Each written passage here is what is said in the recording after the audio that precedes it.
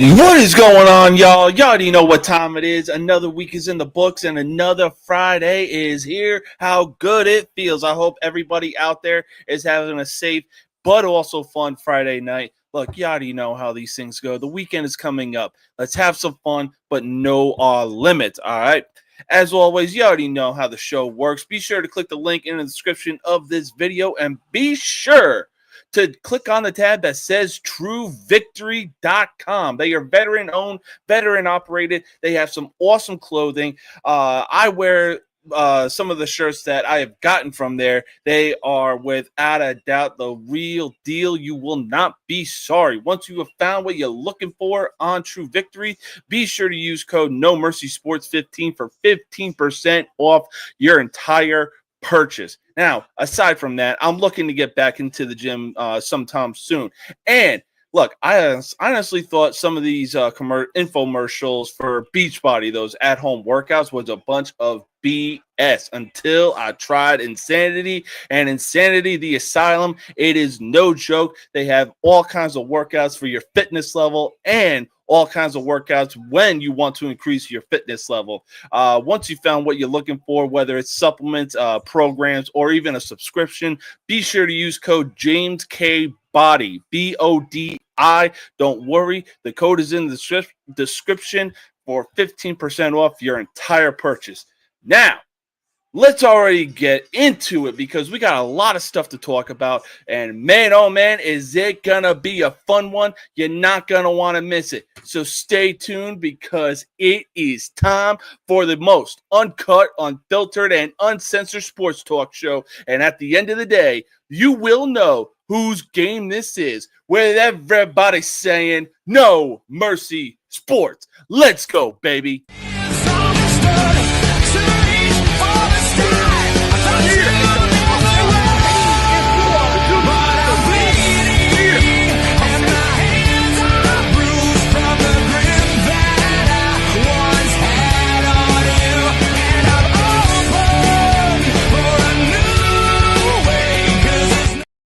Let me talk to you, baby. Why? Because, ladies and gentlemen, we are live, baby. And man, oh man, how good it feels to be back in the saddle again. Another week is here and another week is in the books. Now, as I said, obviously it's Friday night. Be sure to have fun, stay safe, but also know your goddamn limits, okay?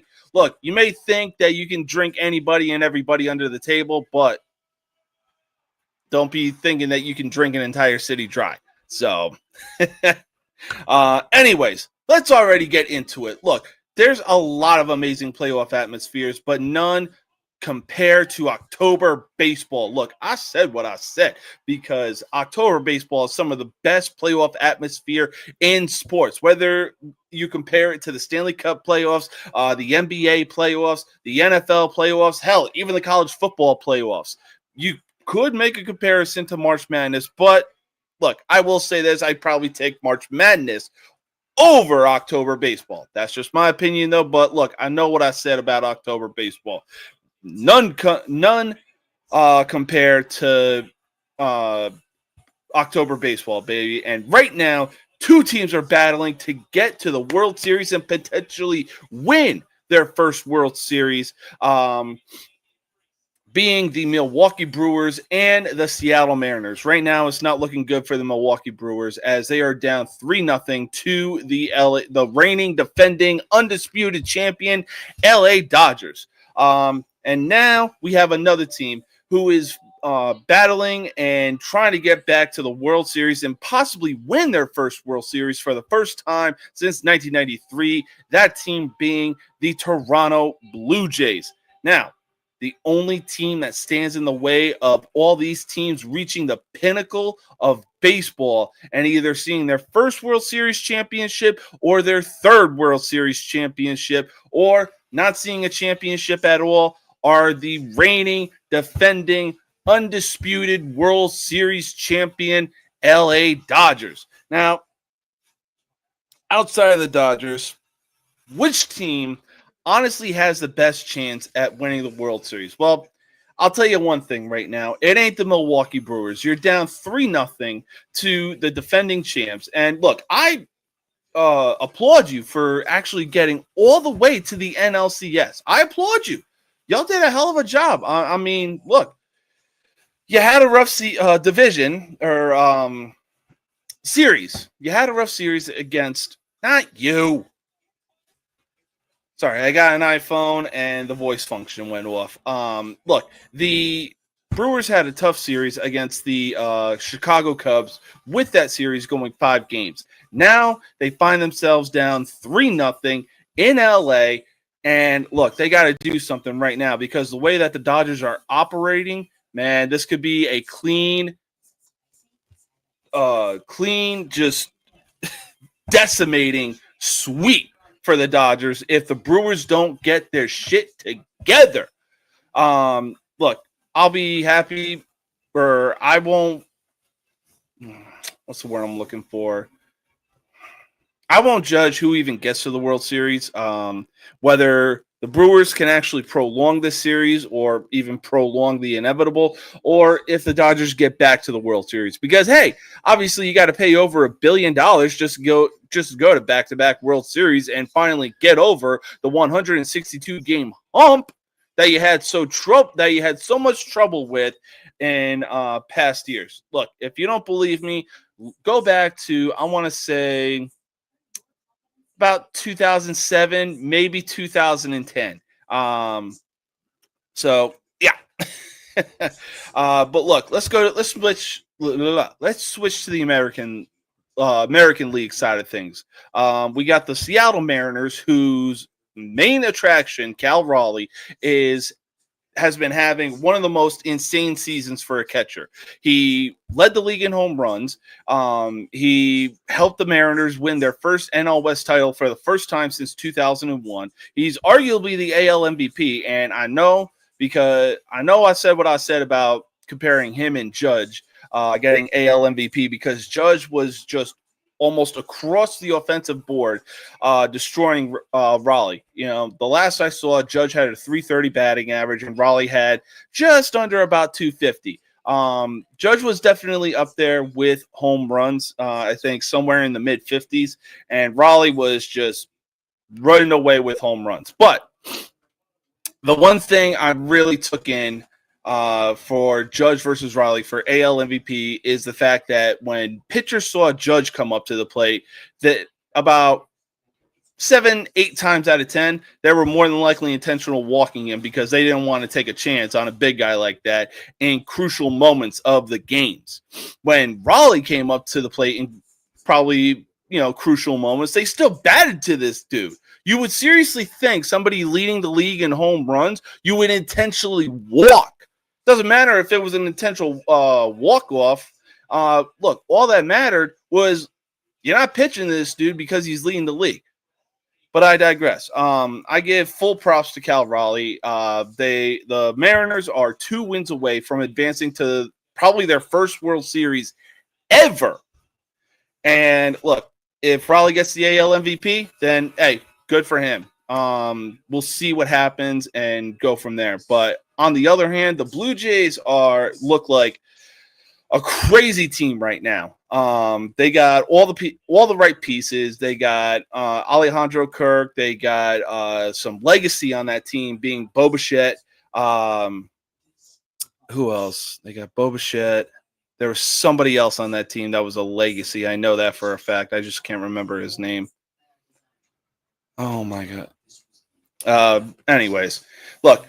The Blue Jays, they got a great team right now, and I believe the series is currently tied at 2 apiece. And right now, let me double check something so I don't get it wrong. Right now, the Blue Jays are currently leading the Mariners 2-1 in the top of the 8th right now. Man, it's absolutely crazy, and it could be anybody's ball game. But look, we got some more baseball to talk about. Why? Because we got somebody backstage right now.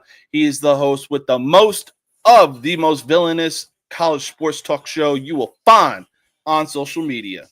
I'm a bad guy, the one you love to hate. Andrew Anderson, spitting truth that just can't wait. Got a podcast like a punch right to your face. College sports villain, taking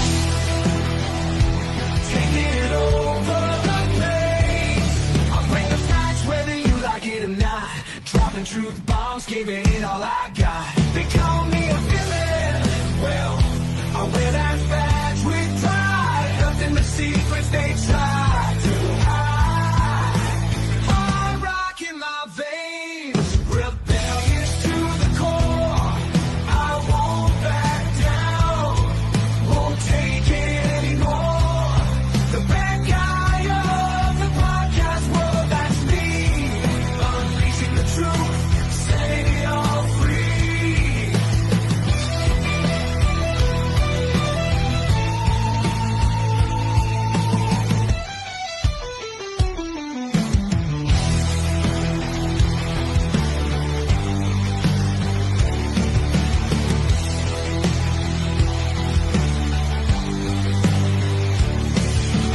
Unleashing the truth.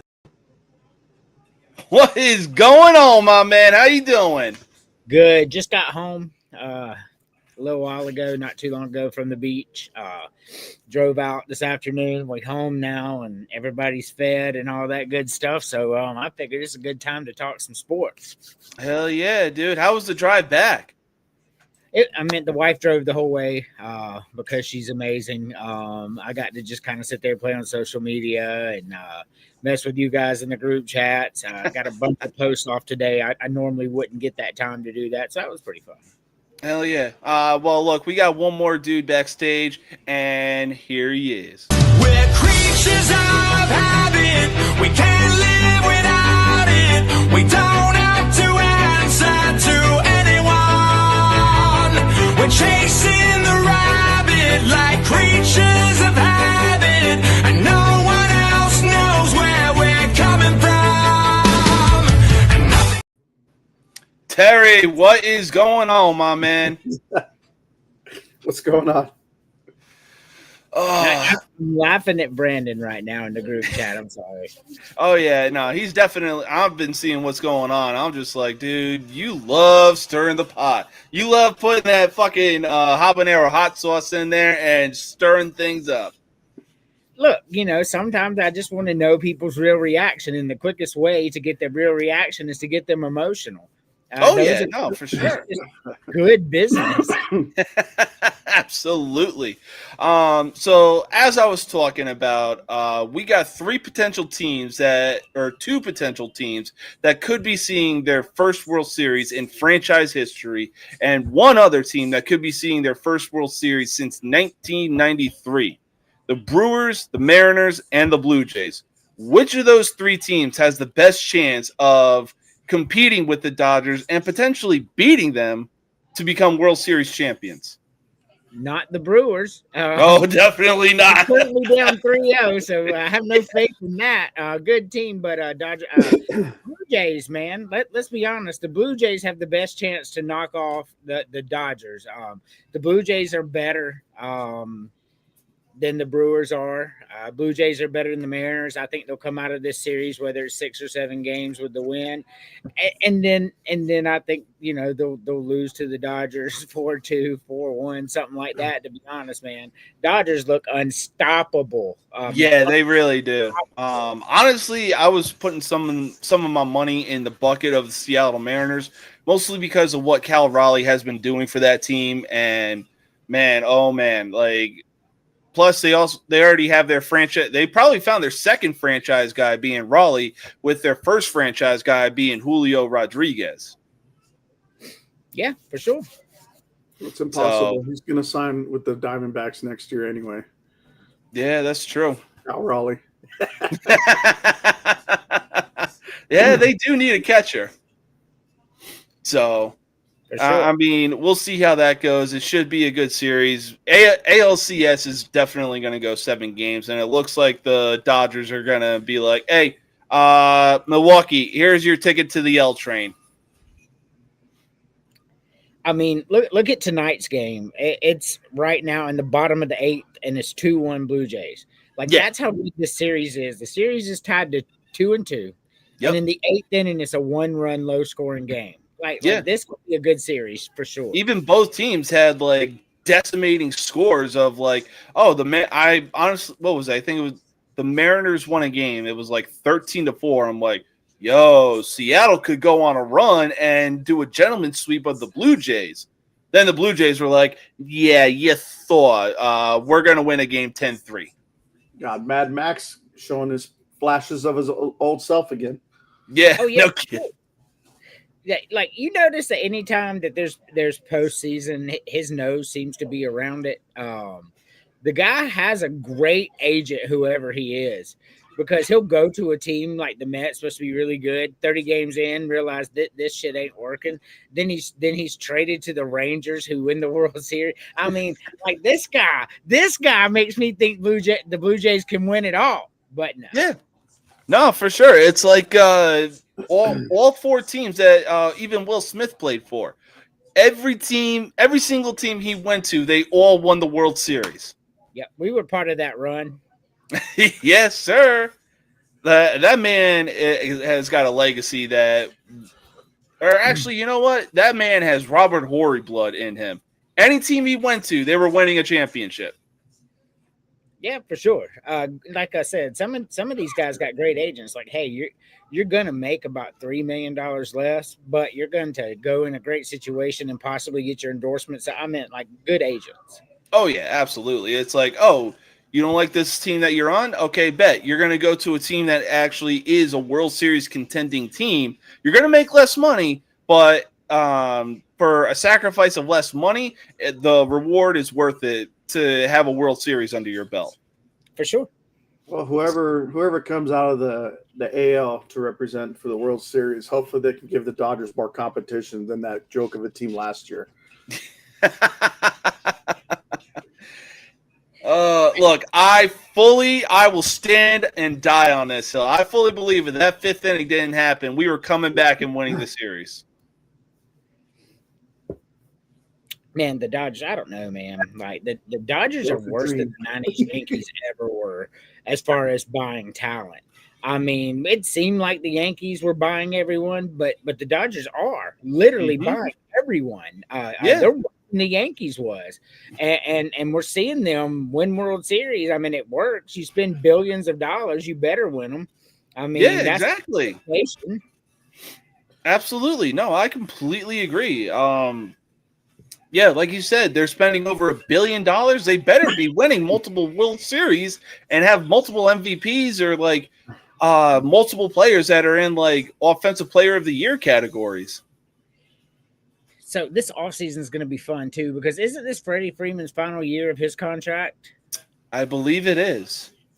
And if it is, it's also Matt Olson's final year of the Brave contract.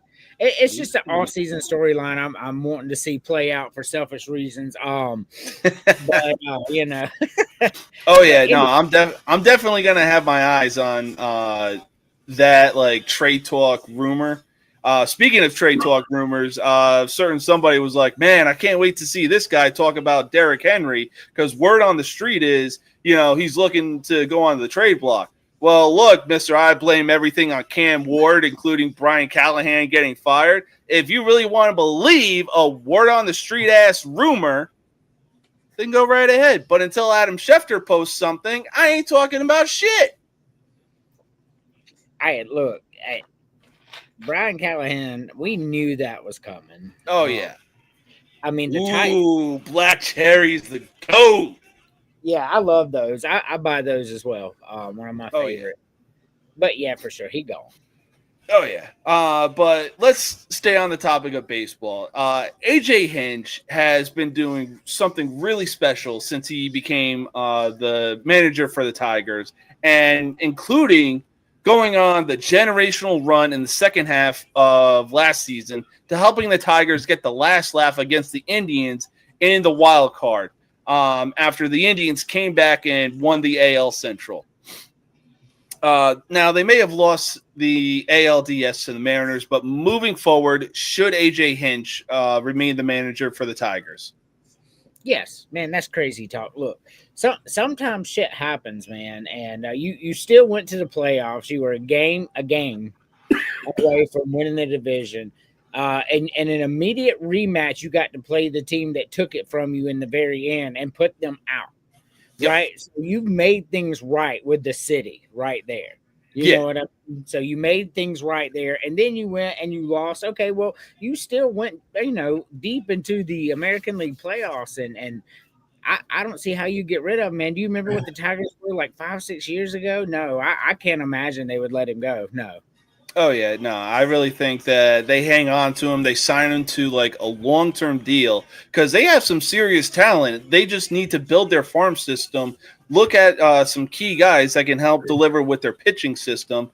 And I can't believe I'm actually saying this. Chicago Cubs Javier Baez is actually back too, because the way that he was playing this past year was unbelievable. It was. There's just been a lot of good baseball this year. Oh, yeah.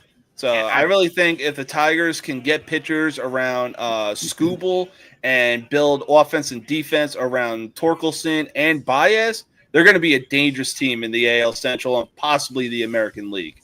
Man, just imagine if the Tigers could get their bullpen under control. That's what blew that lead for them, that giant 14-game lead. It wasn't the starting pitchers. It wasn't the offense. I mean, their bullpen was abysmal. I mean, allowing 8 runs per 9 innings as a bullpen is awful, bro, because you're just in there for an inning. And so I think that's what they need to address the most. And it goes right back to what you say. Their farm system has to be there for them for that. So that's exactly – I mean, I agree with you 100% on that. You have to build that up. Like, it's hard to have a good middle relief, but you have to do it. Yeah. No, you got to have guys willingly to go in there confidently and being able to get out of the inning, not, blowing it, letting the other team get key hits, play small ball, get the lead, and hold the lead. Like, they really got to find something to make their bullpen top notch and be able to not blow a 15-game lead in the American League Central. Yeah, for sure. But I don't think you get rid of the coach. No. Yeah, no, I see AJ Hinch sticking around with the Tigers for quite a while because whatever he's doing, whatever he's telling them, it's working, and I'm all for it. I mean, if the Diamondbacks just signed Torey Lovello to an extension after missing the playoffs back-to-back years after the World Series, there should be no reason why Detroit gets rid of this guy. Yeah. I was going to say, man, like Bushi was even available, and he was one of the guys that led the Rangers to their first World Series in franchise history. Yeah. So I was going to say, you probably go out and get him, or maybe even the Yankees go out and get Bushi, but we'll see what happens come the offseason. That's when the real fun begins. It really does. I can't wait to see who's going to be available, who's going to get traded. I'm looking forward to that. Oh, yeah. No, it's definitely going to be a good time. It's going to be a fun time. But for right now, we got hockey and football to hold us over. Until then. Yes, we do. Oh, winter is going to be so much fun. Look, man, college basketball is coming up too. I have a love and a passion for college basketball. I'm going to be honest with you. The 3 sports I love the most, college football, Major League Baseball, and college basketball, those are my 3 favorite ones. Yeah. I just, bar none, they're my 3 favorite. And then, because then you got baseball into college football into college basketball, and, it's just a love affair. South Carolina is picked last in the SEC, so it sucks for our men's team. But I'm still excited for it. Hey, you got the women's team. You got Dawn Staley. She's doing ungodly stuff for the women's team. Hey, we're preseason number 2, but that's just because Connecticut's good. But Bukers ain't there no more. And, And we got a fully loaded team. South Carolina's winning the national championship in women's basketball this year, and I want all the smoke. Oh yeah, hey, I will say this: don't be sleeping on UConn, and don't be sleeping on possibly the greatest of all time, Gino Auriemma. Yeah, he has a lot of natties, that's for sure. So we'll see what happens, but I cannot wait. For right now, let's move on to some WWE talk, because I'll tell you one thing. I'm not ready for John Cena to hang it up for good when this year comes to an end. And on top of that, what a ride it's been being able to see him and witness what he's done in the last 20 plus years of being at the WWE, from being one of the arguably the ultimate baby faces as WWE when he became WWE champion, to pulling off arguably the most shocking heel turn in probably the last 20 years.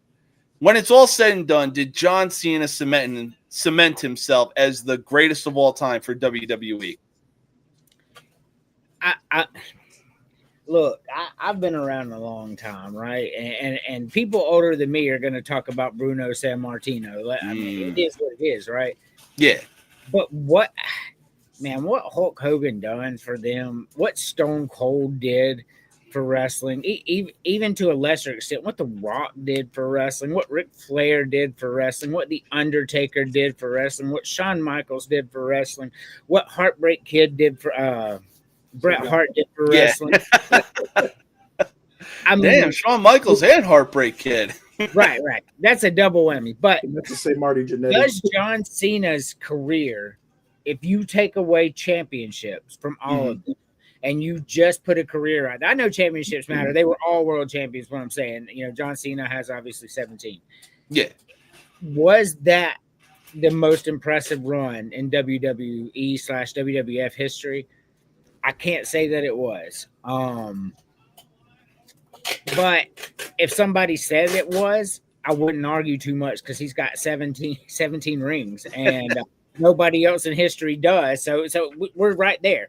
For me personally, no. For notoriety and what he's done for the sport, probably deserves to be in that conversation, yes. Yeah. I mean, look, this may be a long shot, some possible crazy talk saying this, but for what Stone Cold Steve Austin did for the Attitude Era, I kind of see what John Cena did for the Ruthless Aggression Era, because Vince was looking for some guys to step up. He obviously had Triple H on Raw, but it was SmackDown that it was like, yo, who's going to step up? I need somebody. Now, obviously, JBL went on arguably one of the greatest heel runs of all time, and we just didn't appreciate it. But once Cena found the Doctor of Thugonomics gimmick, he just took it and ran. I don't disagree with that analogy. I mean, John Cena was to Ruthless Aggression what Stone Cold was to the Attitude Era. There's no doubt about it. That's a perfect comparison. The biggest star of the day in that era. And Hogan to the Golden Era.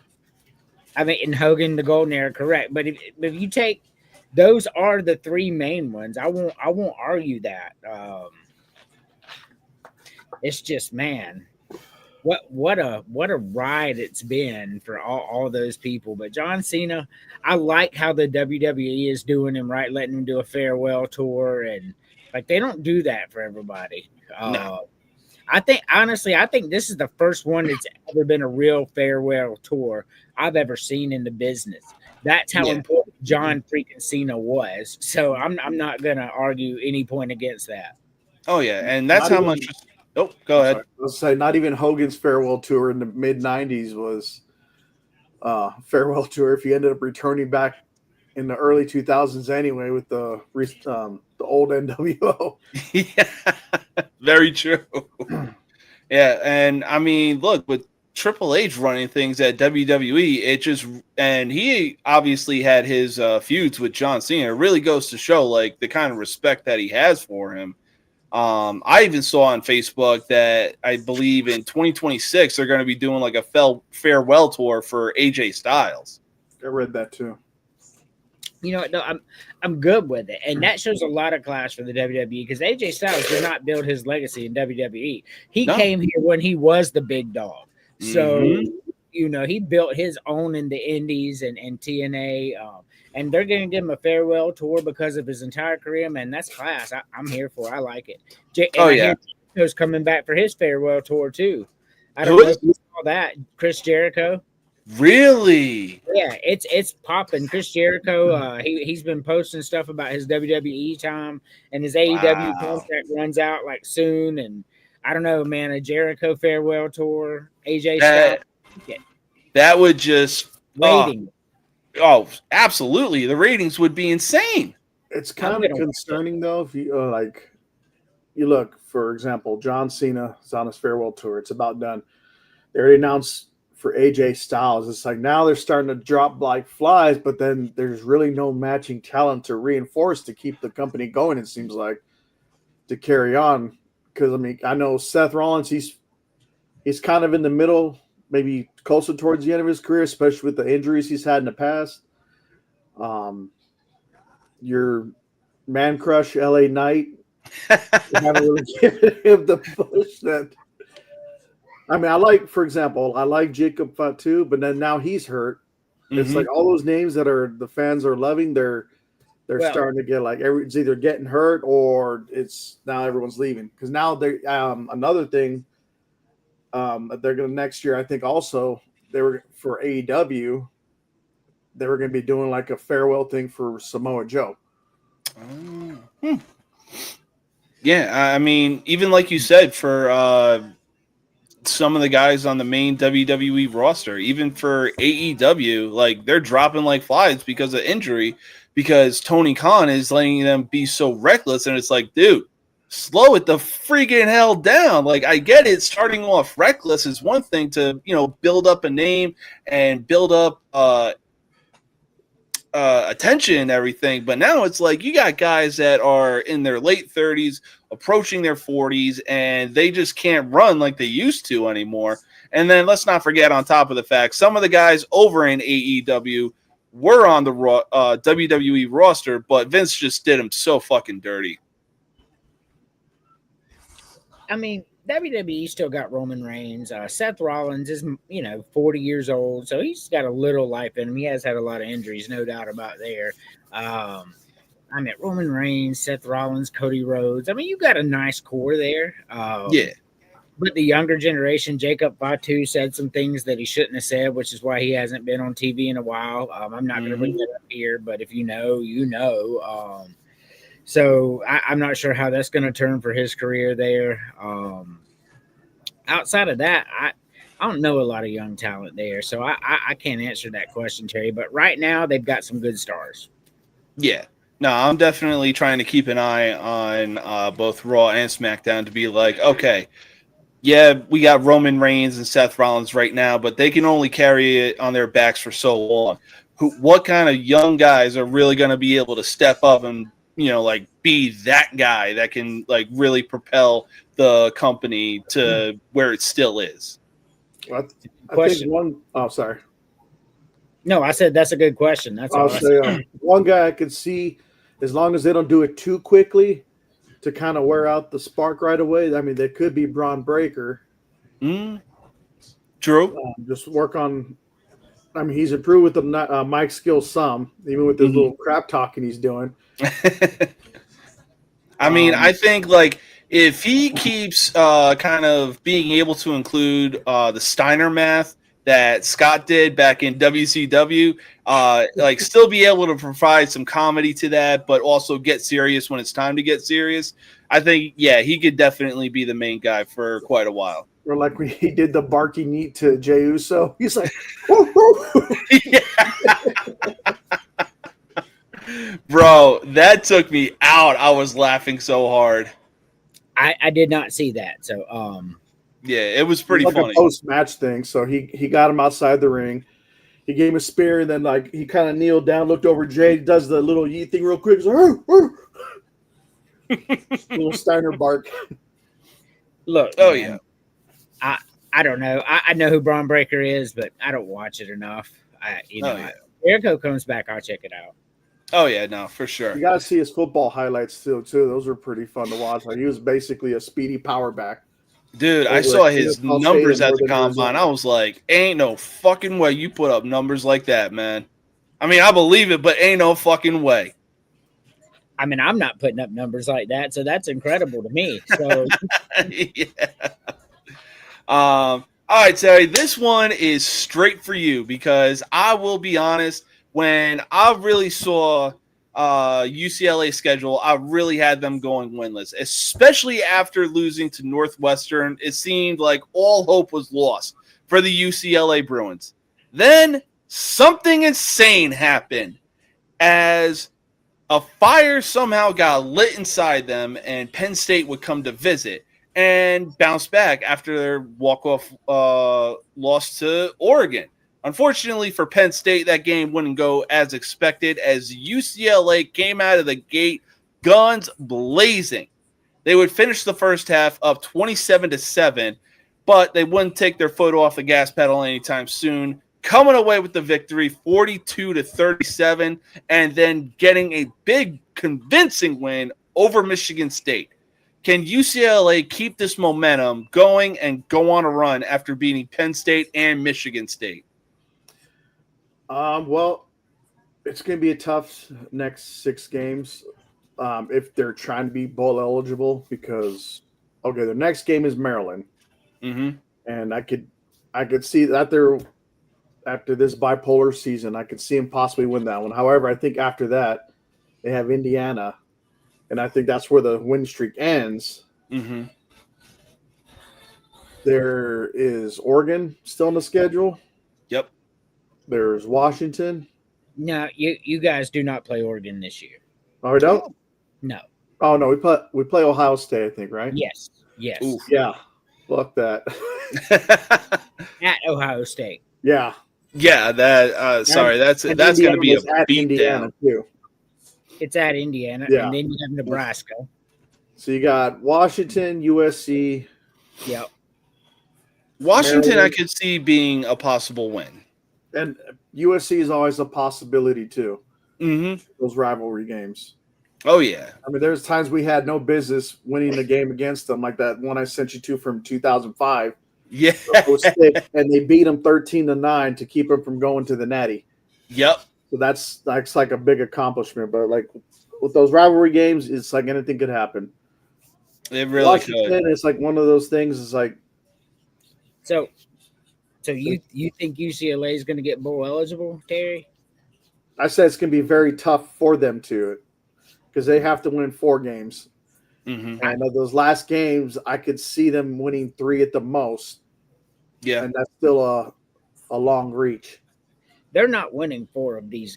They wouldn't. Hold on. If they win this week, they would have 3 wins. They would have to win 5, 6 of these last games. Nah, man, that's not going to happen. I do think y'all can beat Maryland, but at Indiana, y'all not winning that game. Mm-hmm. I don't foresee that either. I'm still going to pick them for crazy talk picks on the show anyway. But I don't think you beat Nebraska. You have a better chance of beating Nebraska than you do Indiana or Ohio State, the 2 games around that. So we beat Nebraska in Nebraska last year pretty convincingly with their team Mahomes. So here's the deal. Assuming you lose to Indiana and Ohio State, which I would put any team losing to them, so that's no disrespect, you would have to win every other game on the schedule, which would be Maryland, which is 4-2, Nebraska, which is 5-1 in rank, Washington, which is 5-1, and USC, which is 5-1. I don't have a whole lot of hope that you win every single one of those games to get bowl eligible. But it's a better chance than Indiana and Ohio State. I say 5-7 on the high end here. That's actually what I was going to say too. That's a brutal schedule down the final stretch. And you know what? Utah, we see that they're really good all of a sudden. UNLV's undefeated. It's that loss to New Mexico that got me for y'all. That's when I gave up on UCLA this year. I'll be honest with you. New Mexico beat y'all 35-10. I was like, UCLA is hot garbage. Like, the one that got me was the week after against Northwestern. Yeah, that was the one that got me because I'm like, to Northwestern of all teams? Northwestern beat Penn State. So once again, we're looking at a loss that ends up not being that bad. Like, you think you're losing these teams, but hell, UCLA's played a pretty damn good schedule. Yeah, no, for sure. Like, look, I didn't expect Northwestern to even beat Penn State, but at the same time, let's say for shits and giggles, Northwestern is mostly known for college basketball. They probably have a mediocre record, I'd say, but at the same time, they've never really been known for football. And to see them just go out there, put belt to ass on UCLA, and then turn around and just beat Penn State, it's like, what the fuck? Well, you got to remember, Northwestern was a few years removed from a conference championship. That's true. Wait. What's good, Dominic? What's up, Don? But hold up. Northwestern went through a whole scandal where they had to fire the coach they love more than life and start back from scratch and went winless last year. No, this is a miraculous turnaround for Northwestern. You're not giving it enough love from the trash that was left from them from Fitzgerald to where they are now. Northwestern's a story there. I mean, they beat Penn State, right? They beat UCLA. I mean, this is a good season for them. Like, this is something that, they're going to remember in that program. I would. In that 5,000 seat stadium. That 5,000 seat stadium. I saw that. I'm like, wait, that doesn't look like the stadium on the video game. No? So that's when I researched it. I'm like, okay, they're getting a whole new stadium or renovated or something. But Oh yeah, but oh shit! Breaking news: the Mariners just took a 3-2 game series lead over the Blue Jays with a 6-2 win. Very nice. The problem. I mean, I'm rooting for the Mariners. Fuck the Blue Jays for the '93 World Series. But the problem is the Mariners don't line up very well against the Dodgers at all. That's going to be a 4-0 sweep if the Mariners win this. But still, fun baseball, and it's always funny when Toronto loses to me. I want to love Canadian teams, but that '93 World Series, it just got to me, bro. I can't. Oh yeah, go Mariners! Yeah. No, same here. I mean, the same thing can even be said for hockey. Like, I want to like Canadian teams, especially like the Calgary Flames and the Ottawa Senators and everything. The Flames mostly because Matthew Tkachuk's brother Brady is on that team, or no, he's on the Senators. And then you got the Toronto Maple Leafs, the Montreal Canadiens, and even the Oilers. Like, yeah, we're the top Canadian teams. Like, no, the fuck you're not. You haven't seen a Stanley Cup in 30+ years. For sure. Fuck the Oilers, fuck the Canadians, and fuck the Cossacks. I don't hate the Oilers or the Canadians. I do. I don't. I do. Yeah, that's true. Connor McDavid. If I had to pick one Canadian team I don't like besides the Blue Jays, would definitely be the Maple Leafs.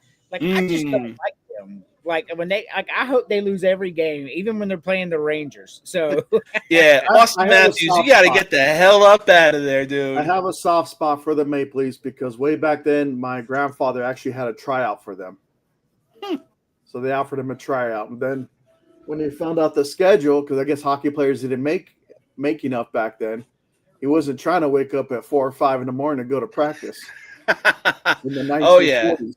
Not to mention the amount of friggin' padding that they had to have on. That's like 20 extra pounds, and no helmets, including your skates too.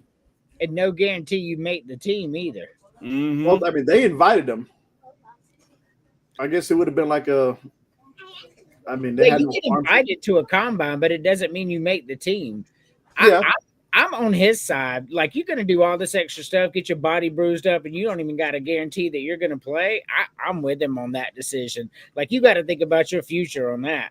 Like, hockey players get hit hard, and they get hurt, and yeah. Oh yeah. I'm with him on this, Terry. Like, I'll even say this. I'm surprised that dentists aren't billionaires in today's day and age with like how many teeth hockey players lose. Dentists make some good money though. I mean, they really do, but at the same time, it's like, yo, you got to be making bank if one of your clients is a hockey player. Like, yeah, here's some dentures. That'll be whatever your contract was worth. They make like 5 sets, especially if they lose the same tooth. Yeah. But oh shit, Louisville is up 17-10 over Miami in the third. What a game! Yeah, I'm watching it in the background here. Like Miami, I don't know what they're doing on offense. Their defense, though, I mean, Louisville's just had the ball so much, but they've got Louisville's offense clamped down. They're on 10, but yes, I mean, Miami's losing 5 minutes ago in the third quarter. Oh yeah, well, I mean, there's still plenty of time left for Miami to possibly go on a little run, but their offense has to get something going. Otherwise, they're finding themselves outside of the top 5 if they lose this game. Somebody hurt or what?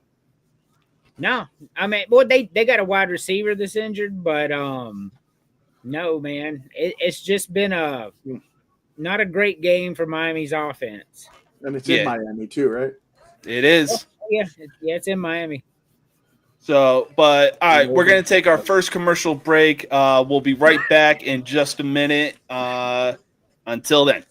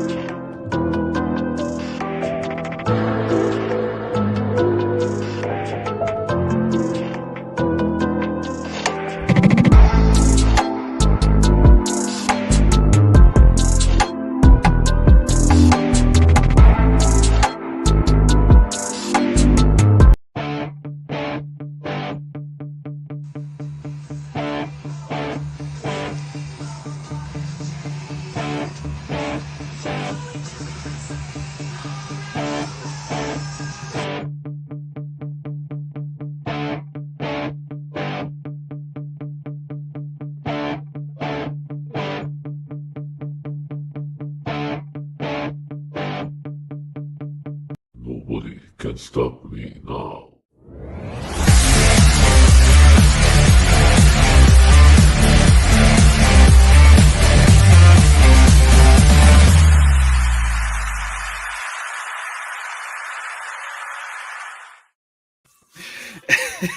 Bro, this fucking group chat.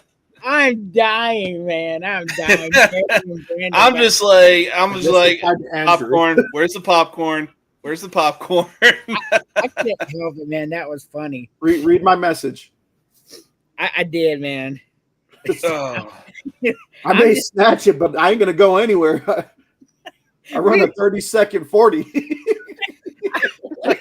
We were saying that Terry just does the old snatch and go. That's how he got so many hats. Oh Terry's my like, god! do I look like a dude that can run? Oh god. All right, but let's stay on the topic of college football right now, and talk about Alabama, because they had a pretty rough start at the beginning of their season, taking a loss to Florida State. Now, but then they would go on to follow it up by outscoring their opponents 192, shutting out UL Monroe. What was it, like 78-0 or something like that? 192 to 73 in their next 5 games. Right now, their next game coming up on the schedule is Tennessee in Tuscaloosa. If Alabama wins this game, is Alabama back to being the team we've known and hated for so long? So yes, and yes. I mean, Alabama is that team again. We saw an anomaly in week 1, and I told everybody not to panic. I was like, this is a one-off. Like, they would never do it again. Like, Florida State's not that good. Alabama will be fine. Well, now look what Alabama's done, bro. Mm-hmm. I mean, Alabama went to Georgia at night and beat them. Very next week, played a ranked team in Vanderbilt, an undefeated ranked team, and beat them down. Yep. Then went on the road and beat number 14 Missouri in their own house. Yeah. And Alabama is that team. And if Alabama beats Tennessee, as part of your question, yeah, I think we've got a real problem in Alabama here. I mean, they're playing the best football in the country. There's a real problem here. I mean, yes, is the answer to that question. They are a real problem. And I would honestly say that DeBoer DeBoer's heat is really starting to cool down because, like, it was kind of hit and miss with Jalen Milroe because it was like they lose to Vanderbilt, then they come back and win, go on a bit of a win streak, lose to another team, go back and win, lose to another team, go back and win, and then get into the playoffs. And it was like, did you even consider their losses, or are you just that infatuated with Alabama that you're just putting them in for a money grab? I mean, they didn't put Alabama in last year. Yeah, that's true. But it looks like with Ty Simpson under center, this team is clicking on all cylinders right now. Yeah, they are. Very, very dangerous team. Oh yeah. So this college football season is definitely gonna be fun. But I'll tell you one thing, it's not gonna be as random as this NFL season it has been going. Speaking of which, Sam Darnold is continuing to show that he was never the problem when he played with the New York Jets. It was always the Jets, will be the Jets, and that set him up for failure from the get-go the second that he was drafted. And every team that he was playing with, Robbie Anderson was always coming out once a month, putting up big points, and especially if you had him as a fantasy player, you were getting some serious points. Now, sure, it took Sam Darnold a while going from the Jets to the Panthers to riding the bench with the Niners to finally revitalizing his career with the Minnesota Vikings, then securing a 3-year, $100 million deal with the Seahawks. And yeah, so right now the Seahawks are sitting at 4-2. Sam Darnold is looking like the same player that came out of USC right now, and the Seahawks are at second place in the NFC West. Can Sam Darnold lead the Seahawks to a serious playoff run? Hold on. I'm trying to get to the Seahawks. To answer your question, I have to know what they have in front of them. Yeah, that's true. Let's see here. All right. So they're 4-2 right now. They got the Texans are down. They'll beat the Texans. Okay, 5 Commanders are down. And then they got the Cardinals, and then the Rams, and then the Titans, and then the Vikings, and then the Falcons. I don't know, man. Panthers, it lines up pretty well for them. Yeah, I could see Seattle making the playoffs with this schedule. Yes.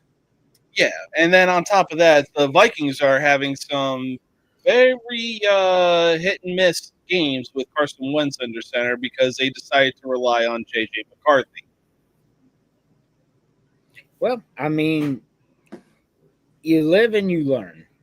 They're above 500 in the moment, so we'll see where it goes from here. Oh yeah, we shall see indeed. But yeah, right now the two best divisions, I should say, in the NFC are the North and West for sure. Yeah. Oh yeah, that's not even debatable. I mean, the North doesn't even have a team with a losing record. And I don't the West does either, do they? Oh, they got the Cardinals. But yeah, definitely. That's it. Yeah, and I mean the Cardinals are a hit and miss team and have been for probably since they drafted Kyler Murray. Yeah, you had Kyler Murray and Larry Fitzgerald, but you didn't have much else. So even UCLA's apparently greatest quarterback ever, Josh Rosen, couldn't raise him from the ashes. He's the GOAT. He is not the GOAT. No, who was it? DRT? DTR. That was it. I mean, he's not starting right now, but he's like one of those. He's great in college, but it hasn't translated to NFL success. Yeah, unfortunately. Like Brady Quinn. Yeah. I'll agree to that because what was it? I believe the Browns drafted him, and it was like, oh no, dude, your career is over before it even begins. He said the Browns were personally his favorite NFL team. Like, oh yeah, you're stupid. Yeah, you're really stupid for even going online and saying that. I mean, the worst thing to say that is the Bears, but but they held him to a field goal. So what is it? 20-10 Louisville? No, 17-13. Ooh, okay. Things are heating up. So I'm looking at the standings here for the NFL, and it's like I'm wondering the Jets sitting at 0-6 because most likely they're going to be the number 1 pick again. Yeah. Which I was going to say, or which QB's career are they going to ruin out of the draft? exactly. But speaking of the Jets, so stupid and blind by their own standards that even Ray Charles can see how dysfunctional this franchise is. They went out, they drafted Zach Wilson, once again thinking he's the guy that can turn things around with a defensive-minded head coach being Robert Saleh. That's the guy I was thinking about. Like, who's the BYU guy they got after Darnold? Yeah. And then things didn't exactly work out. So they told Wilson, hey, you're riding the bench. We're going out getting Aaron Rodgers. That worked out beautifully because in the first full season that he was healthy, this dude had no problem pointing the finger at everybody else but himself and ended up getting Robert Saleh fired. Now they brought in another defensive-minded head coach, being Aaron Glenn from the Detroit Lions. Justin Fields is now their quarterback. Obviously, he was showing some flash in the pan during Pittsburgh, but right now they're currently sitting at 0-6. Did the Jets make a big mistake hiring Aaron Glenn as their head coach? I mean, let's not pretend that might have been the best case scenario for the Jets, because if you're a young, up-and-coming coach, assistant coach, and you're wanting to be promoted, you don't want your first stint to be as the head coach of the Jets. Yeah. If you're trying to make a comeback into head coaching, you really don't want the Jets. I don't know, man. I wonder if the people they approached told them no when they had to make this choice. Yeah. Tell the team. Tell the team who actually gives a crap about them, because it's always going to be the other team in New York. Exactly. Do right now. The Giants have 4 rings. Even Buffalo hasn't won a Super Bowl, but they have more appearances than the freaking Jets. Yeah, more appearances. And last time Jets won one, you had to worry about the lamp overheating behind the black and white television set. Oh, yeah. I mean, look, it's like the picture that Brandon sent in our group chat. Like, oh, it's officially been 5,000 days since each New York sports team, professional sports team, has won a championship. Now, outside of the Yankees and Giants, Jets, Bills, Mets, Rangers, fucking Islanders, they have not seen a championship or even won a championship either since their existence or in 30-plus years. And so it's like, look, I'm on the winning side of things, so I'm glad I'm not a Bills fan. Dude, even the MLS teams tried to pitch in. They made a couple championships, but they lost. Well, and New York's like, let's get a second MLS team. Yeah. I mean, like right now, the last time the Rangers saw a Stanley Cup, I believe it was 1994. Yep, they beat my brother's Canucks. Yep. Which was insane. The Knicks haven't seen a championship since the 70s. Islanders haven't seen a championship since the 80s. I mean, the Sabres have never seen a championship in their entire life. So it's like... They've been to 2 of them, though. Yeah, that's true. But at the same time, it's like, yo, Yankees and Giants are somewhat doing their thing. Everybody else got to step their shit up, because the last time the Jets actually did something was 15 years ago with Mark Sanchez as their quarterback. Yeah. Oh, Mark Sanchez. Woo. Yeah, that's how long it's been for the Jets. But I'll tell you one thing. From one feel-good story being Sam Darnold to another feel-good story being Baker Mayfield. Now, this dude went from being the first overall pick and leading the Browns to their first win in almost 30 – or first playoff win in almost 30 years. And I'll be honest, I really didn't like him on the Browns because I didn't think he suited the Browns, you know? Like, he had something else, but it wasn't Cleveland mentality. So the Browns would end up doing him dirtier than a Diddy party, to then him getting cut by the Panthers, then all of a sudden having a career-saving, game-winning drive with the Rams, then finally signing a deal with the Bucs. and now he is possibly a front runner for NFL MVP. Can Baker Mayfield lead the Bucs to a serious playoff run and possibly win the MVP as well? Yes. That's crazy talk. That's not crazy talk. Look what he's doing without Godwin, Mike Evans, Egbuka, Bucky Irving. Tez Johnson is his best target right now. Look, if there was ever a year that he would have a shot, Joe Burrow injured, Lamar Jackson injured, Josh Allen playing through an injury, this would be the year for him to do it for MVP. So I would just have to wait and see how this plays out. There's a lot of good football out there right now. As far as a serious playoff run, you mean like Super Bowl potential? No, I don't have a lot of faith that Tampa Bay is a Super Bowl team. They're going to the playoffs. That's a fact. So they're a playoff team. But do I think they're one of the 4 or 5 best teams in football? It's so hard to tell this year because even the Eagles have 2 losses. I mean, this year's like people are losing, and this is the most fun I've seen the NFL be in a long time because the Chiefs are 6-0 and the Eagles are 6-0. They're not. The Chiefs are what, 3-3? Yeah. And I don't know, man. A lot of fun this year. I can't tell you if they are or not because we just don't know right now who these teams are. Yeah, I know. And there's a lot of teams out there that like really aren't getting the recognition that they deserve. And I'm not tuning into First Take anytime soon because it's the same old bullshit, the same dead horse. They're constantly talking about the Kansas City Chiefs. They're going to, even if the Giants or Jets get brought up, it's something negative about them. They don't know how to talk about baseball. They don't know how to talk about hockey. And all they do is just talk football and basketball. That's it. Yep.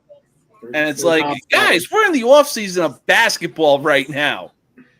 Learn a new sport, for Christ's sake. Yeah, Imagine Chris Collinsworth in announcing basketball. Oh, my God. Here we have a guy who can shoot a 3 from half court 3 times a game. That honestly wouldn't surprise me. No. Worst announcing team would be, if you have a trio, it'll be Chris Collinsworth, Joe Buck, and Booger McFarland. Oh, God. Well, Joe Buck has kind of been growing on me the last few years. Oh, crap, here I am. Joe Buck has actually kind of been growing on me the last 10 years or so because he's actually been putting more passion and emotions into his commentating. I honestly would take him out and replace him with Troy Aikman. Because that dude is just horrendous. Always looks stoned anyway. Exactly. Well, bro, I saw a meme. It was a picture of Jay-Z and a picture of Troy Aikman in the booth. I'm like, oh my God. It's like literal night and day. What about, I mean, this might have been before you were born, James, but what about when Monday Night Football had Dennis Miller?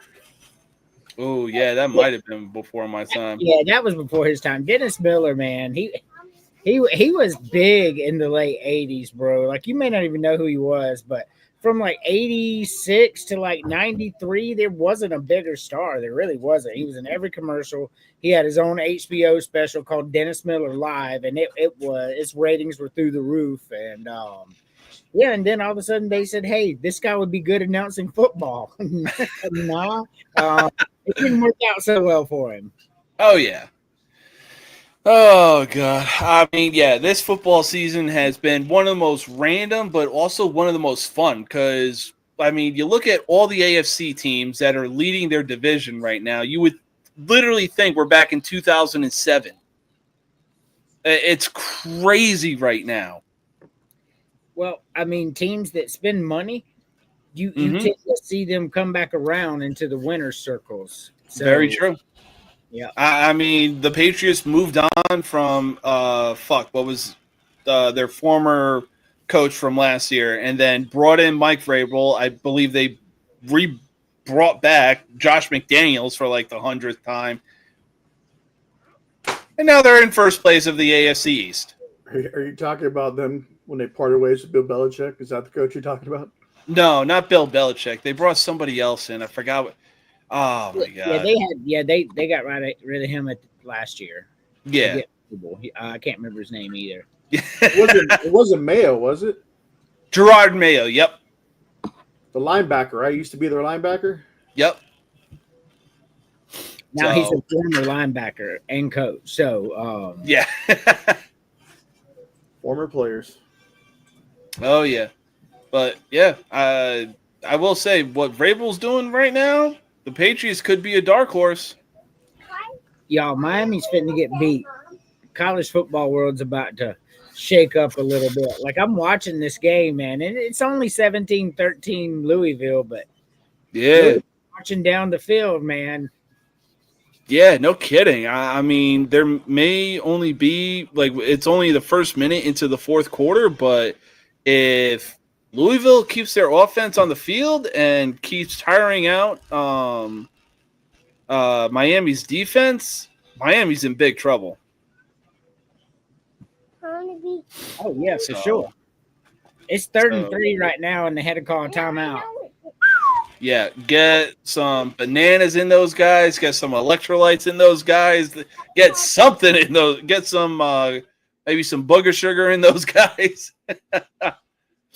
But anyways, we're going to take our final commercial break. When we come back, we're going to make some NCAA or some college football predictions and some NFL predictions.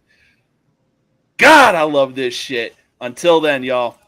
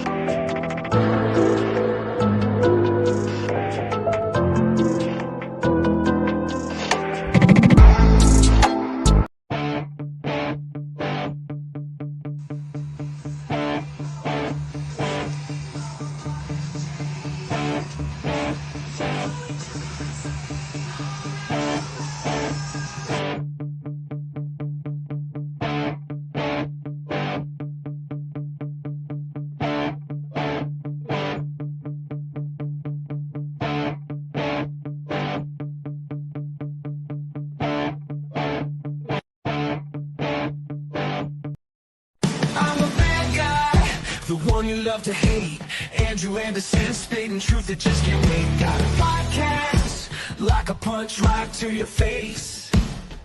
College sports villain, taking it over the place. I bring the facts whether you like it or not.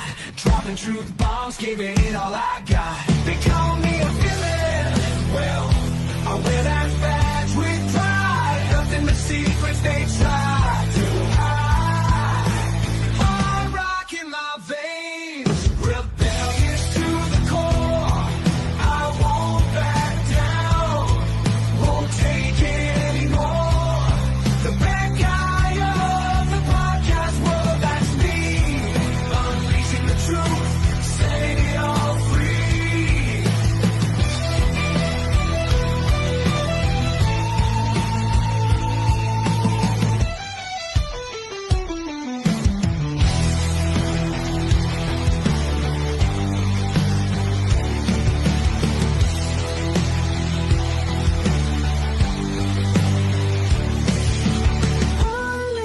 Nobody can stop me now.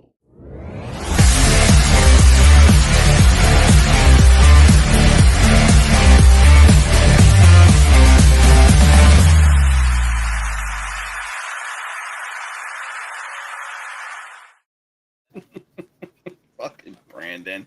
And that's touchdown Louisville. 2013 fourth quarter.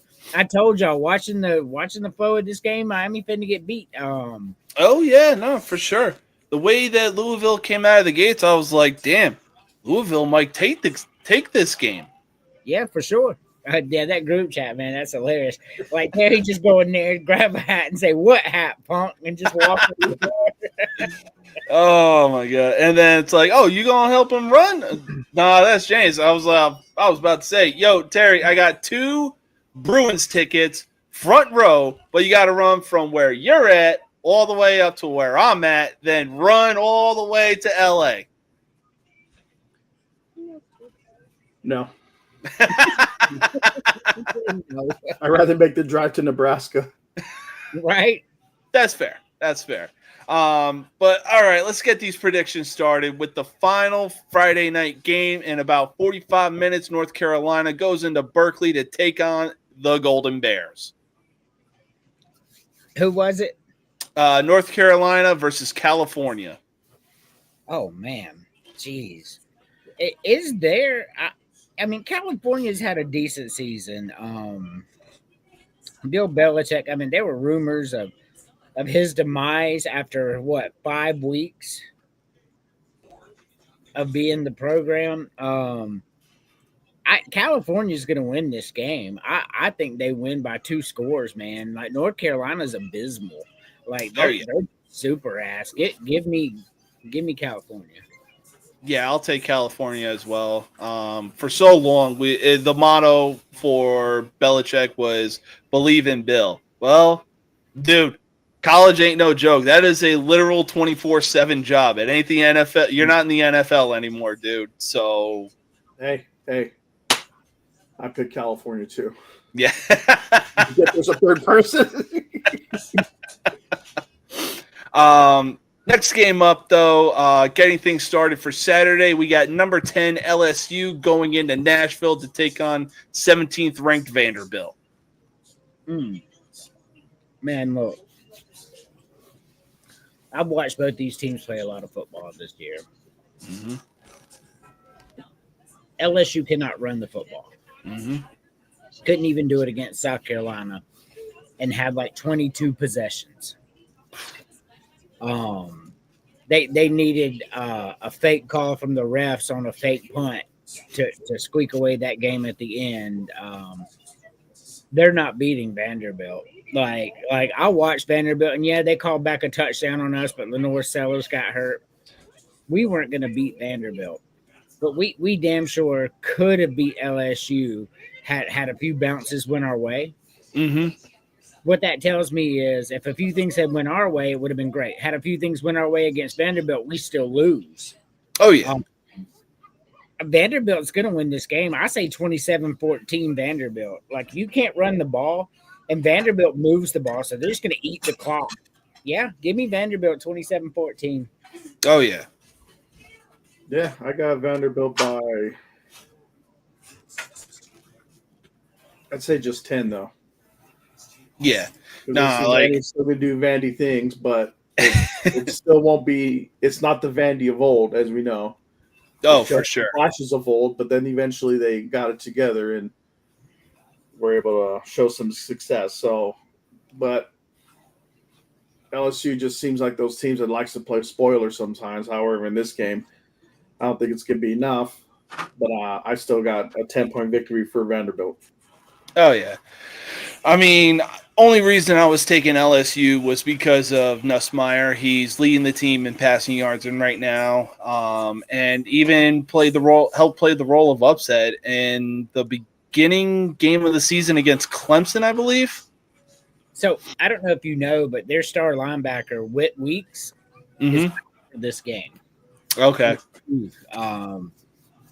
that matters. It's gonna be a Oh, yeah, no, it's definitely going to be a good game. And like I said, the only reason I was leaning towards LSU was because of Nussmeier, but it's hard to go back on trash-talking Brian Kelly for so long and telling him what kind of fraud that he is.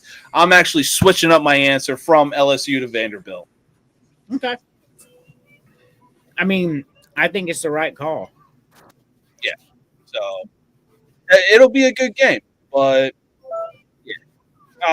next game up, though, we got number 12 Georgia Tech going into Durham, North Carolina to take on the Duke Blue Devils. Man, I know y'all love some Georgia Tech. I hear it from you and Brandon, and Georgia Tech 6-0, and Georgia Tech's this, and Georgia Tech's that. Georgia Tech's taking an L Saturday to Duke. And then y'all will see exactly what I'm talking about, because I put them in my top 10 because they're 6-0 in the Power 4, and they deserve to be there with that record. But they're not beating Indiana or Ohio State or nobody like that, in my opinion. That's true. And honestly, looking at Duke, like, they really look like they're one of the more slept-on 4-2 teams. Give me Duke to win this game, not just cover the spread, whatever it is. Give me Duke to win this game outright in a close one, 24-21 type deal. Yeah, I'll take Duke in that kind of scoring fashion as well. Probably like 28-17 or something like that. Is it in Atlanta or? No, it's in Durham. It's in Durham. Yeah. Give me Duke, or not Duke. Give me Georgia Tech by a field goal. It's gonna be it's gonna be kind of a horrible game for them. Like, they're gonna be kind of exposed, but and they might. I mean, God forbid, there might be some injury that's gonna make a difference for later on. But I'm thinking a very sloppy, not their best performance. But I'm still gonna take Georgia Tech by a field goal. Oh yeah. All righty. I'll take Duke. I think Duke's a fantastic team. And I think Georgia Tech's overrated, probably one of the most, if not the most overrated team in college football right now. Just my opinion. All right. Next game up, we got a battle of Mermaid Man's Belt from that SpongeBob episode. If you know, you know. We got Wumbo, Washington going into the Big House to take on Mini Michigan. Man. Look, we saw what Michigan was this past week, right? Mm-hmm. Washington, though, same thing as Michigan, though. Washington's smoke and mirrors as well. I think Michigan defends the home turf. I think Michigan wins this game. Yeah. No, I'll take Michigan as well. They're one of the more hardest places to win when it comes to Northern football, especially – it's called the Big House for a reason. Mm-hmm. So I'll take Michigan in this one. I'm going to have Washington upsetting Michigan in the Big House. Ooh. That's a bold move, Cotton, and see if it pays off. Some people pay double for that kind of action. One of the most underrated movies, in my opinion. It is, for real. So, I mean, their records are good though. Washington's 5-1, Michigan's 4-2.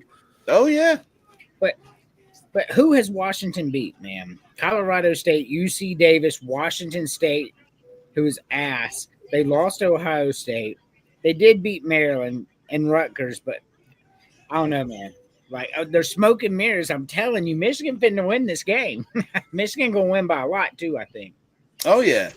We shall find out and see what happens. Next game up, we got Army heading into New Orleans, Louisiana to take on the Tulane Green Wave.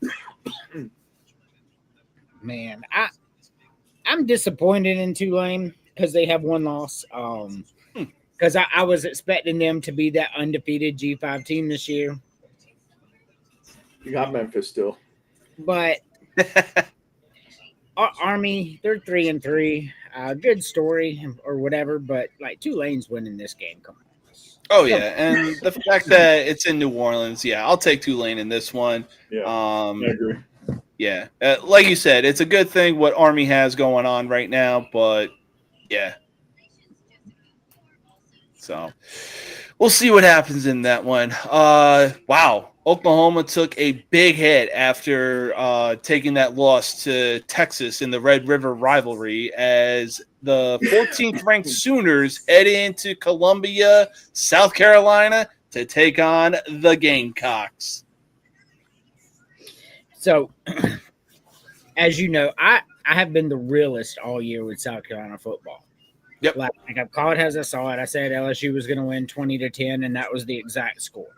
I Mhm. pulled the punches for South Carolina. I'm their biggest critic. But they fired their offensive line coach, and they got Sean Elliott, and brought him in as the offensive line coach. That was Steve Spurrier's offensive line coach. So that matters. Oklahoma, man, John Mateer, Texas put a clinic on how to beat Oklahoma's offense. And our That defense they did. every bit as good as Texas's.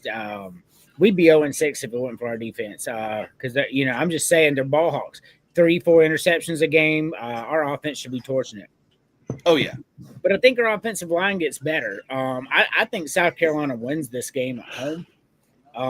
I think the people start pulling for Brent Venables. Oh my God, he's lost 2 games or whatever. Things will be fine. Yeah, Oklahoma has 4 offensive linemen injured, and our defensive line is what it is. If South Carolina can just put together 3 good drives in this entire game at home, they win this game, and I think they do. South Carolina 21-17. Ooh, okay. Yeah, honestly, I think South Carolina could take this game as well. If they watch the game film of Texas versus Oklahoma, hopefully they took some really key notes on what to do and what not to do. And yeah, I think after that loss to Texas, we're probably going to start seeing the downfall of Oklahoma. They're going to fire their coaches following trends this year. Well, I will tell you this. You get James Franklin. No, they're going to get Clark Lay. So Carson Beck just threw his 3rd interception of the game. You can call that a wrap. Louisville's now going to win.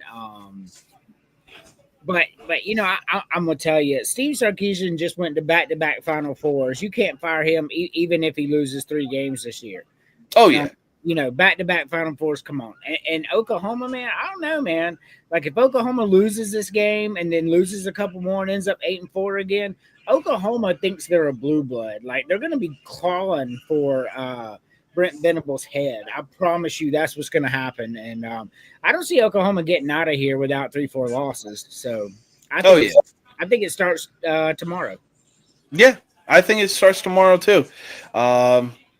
We'll see if the Brent Venable is on the trend of teams firing their coaches. But yeah, so we already talked about this team earlier during the Bruins segment. But Purdue is heading into Evanston, Illinois to take on Northwestern. You really want to like both of these teams. Mhm. Purdue and Northwestern both been the doormat for so long. But, I mean, Northwestern just has so much more of an upside, beating Penn State and UCLA, and turns out UCLA is not as bad as we thought. So that ends up being a good win. Northwestern is going to win this game. Give me Northwestern. Yeah, I'll take Northwestern as well. My landslide. Yeah.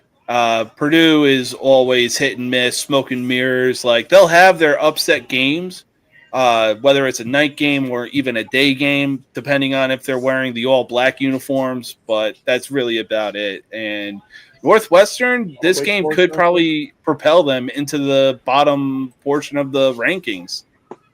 Yeah, for sure. If Northwestern wins, which I think they will, they're going to be 5-2. Mm-hmm. And that's not terrible. Their 2 losses were to Lane at the beginning of the year, which we wouldn't see again, and to Oregon. Mm-hmm. I mean, losing to Oregon is no big deal. Yeah, Northwestern wins. I think they're ranked 24, 23, somewhere around there. Yeah, I could see that. Drew Brees will be the next head football coach for Purdue. That'd be crazy if he actually ended up having that kind of job. I don't know if he'd want that aggravation. That's true. That is true. Next game up, we got number 1 Ohio State heading into Madison to take on the Badgers. I ain't for a lot. Go ahead, Terry. I said, well, that's short and sweet. Ohio State by a lot. Yeah, Ohio State is favored by 25.5, and they're projecting the over-under at 41.5. And yeah, Ohio State is going to blow that out of the water. Ohio State is going to cover the spread. Oh, yeah.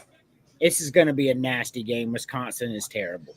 Yeah, no, for sure. It's Ohio State and a landslide victory. They're going to treat it like a practice field where it's only the offense on the field throwing the ball around. Very, very true. Next game up, we got Michigan State going into, I can't believe I'm actually saying this, Bloomington, Indiana to take on the third-ranked Hoosiers. Well, after Indiana beats the dog shit out of Michigan State, they'll be ranked number 2 because Miami's fitting to go down. Oh, yeah, for sure. And Louisville's not even ranked, are they? No. I think they're like 5-1, but they're not ranked. No. They should be ranked though.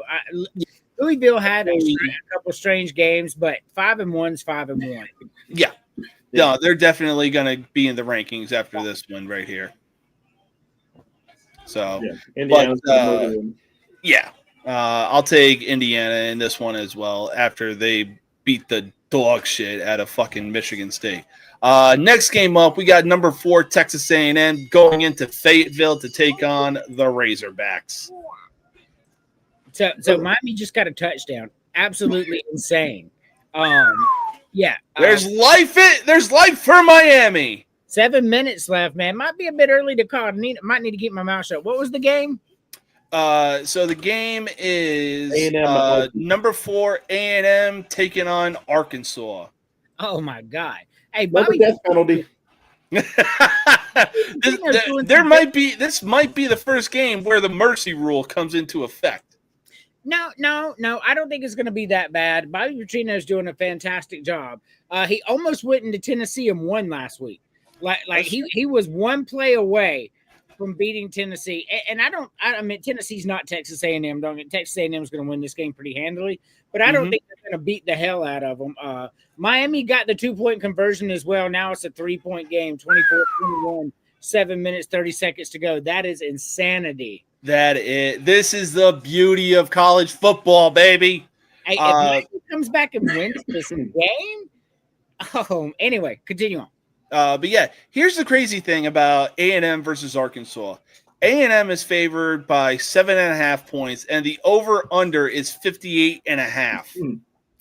Yeah, I could see that. I really could.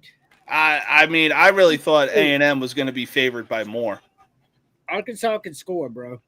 Yeah, that's true. They were putting up some points against Notre Dame when they paid a visit. And Tennessee. That too. Next game up. This is sure to be a good one. Maybe even game of the week right here. Number 5 Ole Miss goes into Athens to take on the Georgia Bulldogs. And then they go home with a big, beautiful L. Very true. This is where the fairy tale ends for Ole Miss and Lane Kiffin, who somehow have a pretty easy schedule so far, and almost messed it up against a terrible Washington State team.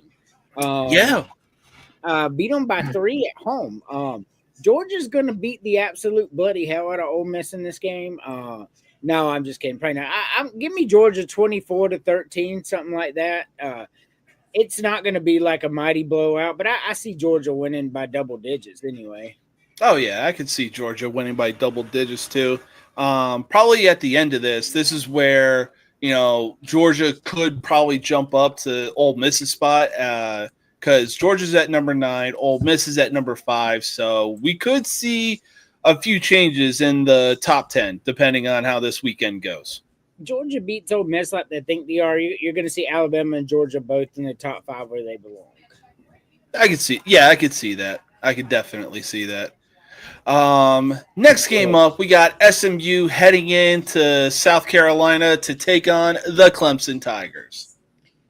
2 things here. One, Cade Klubnik, they said he may be injured. If that's the case, I don't know much about the backup quarterback, but it's at home. Clemson's figured out what was wrong. If Clemson restarted the season over, they would be undefeated right now. Oh yeah. Unfortunately, they ran into some things, and SMU poses no bigger threat than anybody they face. Give me Clemson in this game.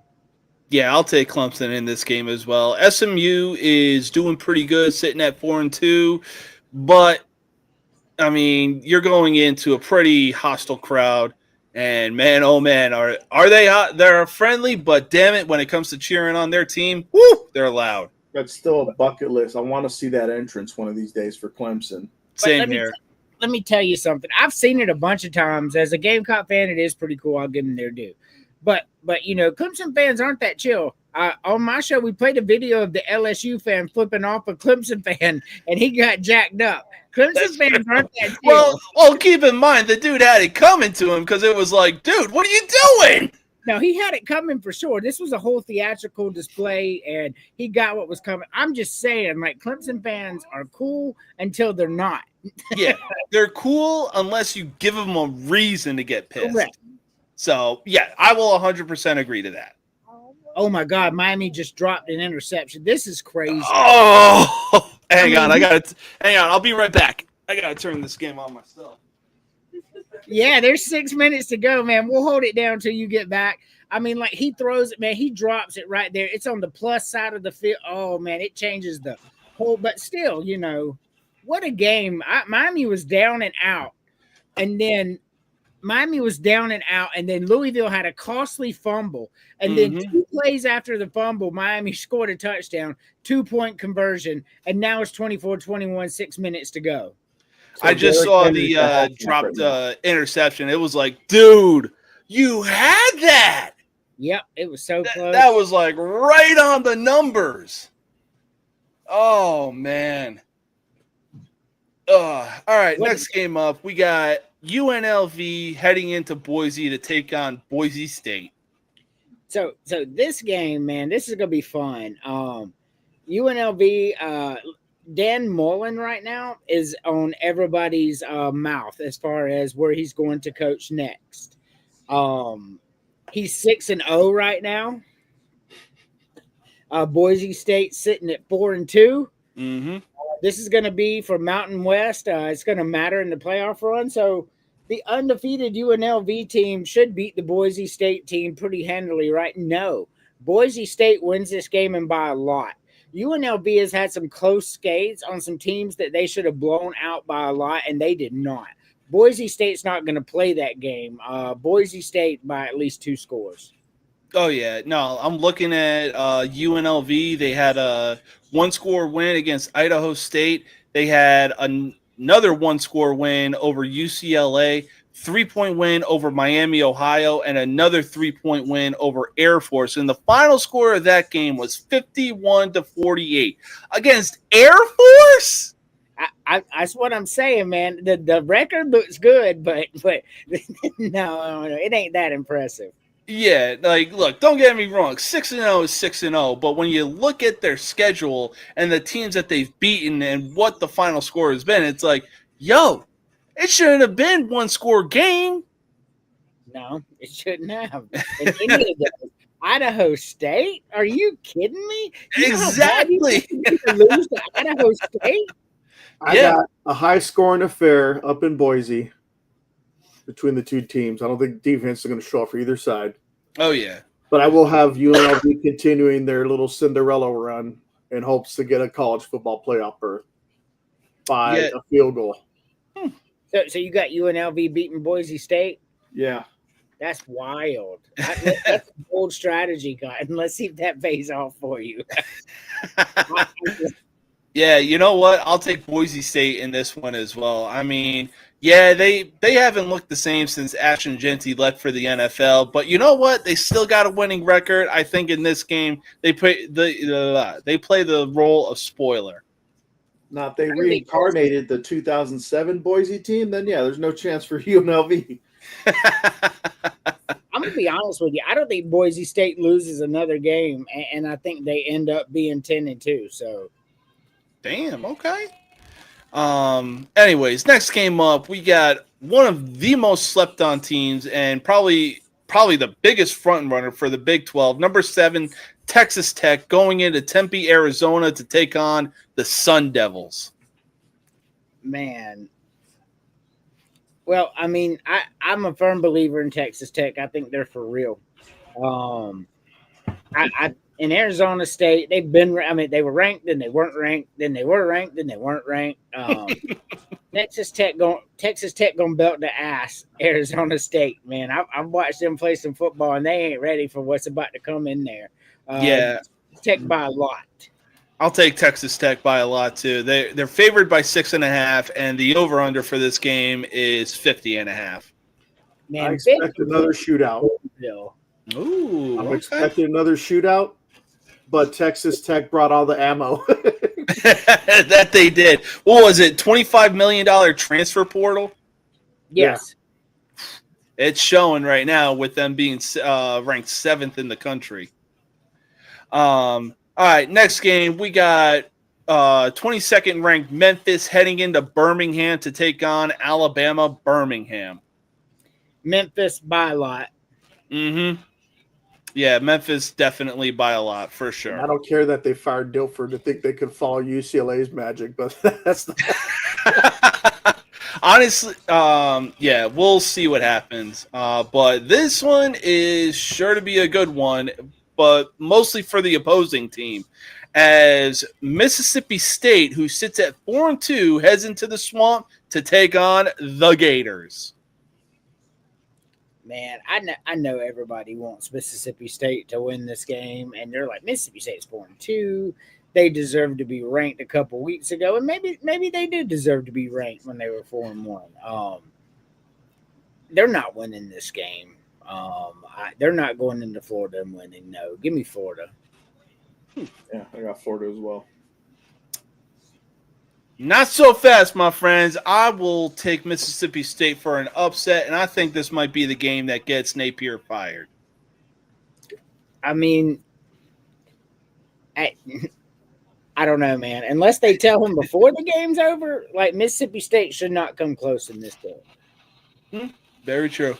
All right, we got number 8 Oregon heading into Piscataway, New Jersey to take on Rutgers. I mean, I am disappointed in Rutgers. I thought Rutgers was going to be a little better than they were, but they're sitting at 3-3, and they're going to be sitting at 3-4 after Oregon comes in there and blows their doors off. Oh yeah. Yeah, Oregon's favored by 17.5, and the over/under is 60.5. 17.5. That's disrespectful as hell. It really is disrespectful. It should be 20 or above for Oregon going into this game. I mean, for Rutgers, how are you hosting a game when you're a 17.5 point underdog? I'm mad as hell. Oh, hell yeah. I really think that Rutgers is going to take this into consideration. We'll see what happens. I mean, hell, look what happened when Oregon visited Northwestern. They were holding them down for quite a while. I agreed. They really were. And then the second half came along, and Oregon was just like, man, fuck out of here. So, all right, next game up, we got the Washington State Cougars heading into Charlottesville, Virginia to take on the Cavaliers. Virginia is a decent football team. I don't know how you feel about it so far. The win over Florida State doesn't look as good right now. But man, Virginia's 5-1 and Washington State's ass, bro. Give me Virginia. Yeah, I'll take Virginia in this matchup as well. They're favored by 17.5. So, and yeah, I think after this win, they move up a few spots in the rankings. Yeah, they're a top 15 team for sure, and they deserve to be there. Yeah, no, for sure. Next up, we got 21 ranked Texas going into Lexington to take on the Kentucky Wildcats. Murder. What's really disrespectful is Texas is favored by 13.5 points. And they're going to cover, too. Kentucky super ass, bro. Even with South Carolina's broken-ass offense, we put up 400 yards and 38 points, and we rushed the ball for over 100 yards. That's how bad Kentucky is. Yeah, Texas by a lot. Yeah, Texas by a definite lot. Now, wow, this next game, we really thought that Iowa was just going to get dragged through the mud in this one. But after 3 straight losses for Penn State, this game could go the other way because Iowa's favored by 3.5. Yeah. Penn State's in shambles right now. Give me Iowa. And it's in Iowa too. Yep. Man, Miami just converted a 3rd and 13 with 3 minutes to go. Yeah, give me Iowa, man. This will put Iowa at 5 wins this year. Yeah, because what is it? Didn't we have them at that amount going into this season, or maybe even less? I had them at 5 and 7. Yeah, so Iowa's definitely surprised me. Yeah, no, he really did make a hell of a catch converting on that 3rd down. So I'm gonna say Penn State because they're gonna have the biggest chip on their shoulder. They're gonna be so mad and so motivated now that they got rid of Franklin. They're not even gonna wave to the kids at the first quarter. Oh man, that's some diabolical shit right there. Well, this Penn State they couldn't do it before. They've had a bad history with kids on the campus. Just saying. That's fair. That's fair. Oh my god. Oh man. All right, next game up, we got Maryland going into the Rose Bowl to take on UCLA, and UCLA are 3.5-point favorites. Yeah, Maryland. We saw what Maryland was the last couple weeks after that smoke and mirror beginning. Give me UCLA. They're playing better football right now than Maryland. Oh, yeah. Nico finally got some traction under his feet. I'm going to have to go with UCLA in this one as well. You already know. I'm already wearing it. Very true. Very true. I don't expect the margin of victory like against Michigan State. I'd say it'd be a little bit closer, maybe a 6 or 8 point win. Who knows? But I was going to say probably in like the 3 to 7 point win range. Who knows? I can see either. Yeah. Yeah. Next game up, we got 11th ranked Tennessee heading into Tuscaloosa to take on Alabama. Murder. Yeah, definite murder. I mean, I don't want to believe it's going to be murder. I want to believe Tennessee is better than they're getting credit for, but Arkansas went into Tennessee and lit them up. I still don't think it's going to be. I still don't think it's going to be a blowout. But Alabama's going to win this game. 30, maybe, man. 35-17 is what I'm thinking. That's an ass beating. I'm thinking after that Missouri game, like I don't think Alabama's going to take stuff for granted. Yeah, I could see that too. I mean, I'm not taking any credit away from Missouri, but yeah, Alabama is definitely going to be playing with a chip on their shoulder. You're probably going to see Ty Simpson, one of his best games of the year. Man, Ty Simpson's leading the Heisman candidacy for me. Oh, yeah. This game will probably solidify that even more, just to cement it. Oh, for sure. Agree. Yeah, no, I completely agree with that. Next game up, we got 20th ranked USC heading into South Bend to take on 13th ranked Notre Dame. Hey, man, look, I love how this game now. I'm so glad Southern Cal beat Michigan because now this game is fun to me. Oh, yeah. Now they both, SC's got a better record. And they're coming into Notre Dame in a season where Notre Dame was supposed to win it all and still could. Probably going to finish 10-2. And everything is on the line here because if SC wins this game, Notre Dame's not going to the playoffs. They're just not.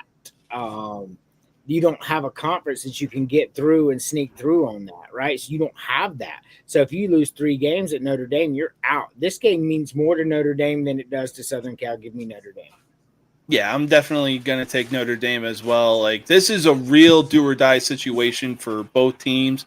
I really think if Notre Dame gets their 3rd loss on the season, that could be they could pretty much say goodbye to any college football playoff chances that they think they might have. Correct. So, but I'm going with Notre Dame. I already know Terry's going to go with Notre Dame as well. Why? Because fuck the University of Spoiled Children. So, all right, next game up, we got Florida Atlantic heading into Tampa, Florida to take on 19th ranked South Florida.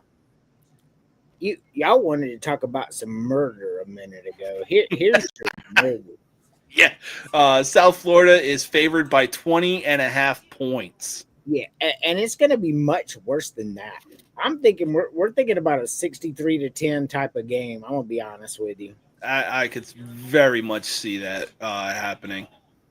So, all right, next game up, we got the holy battle as University of Utah sitting at 23rd goes into Provo, Utah to take on the 15th ranked Cougars.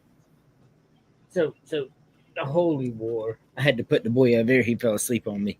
Love the shirt, by BYU. the way. What's that? Love the shirt, by the way. Oh yeah, love the shirt. BYU sitting at 6-0. Mm-hmm. Utah 5-1.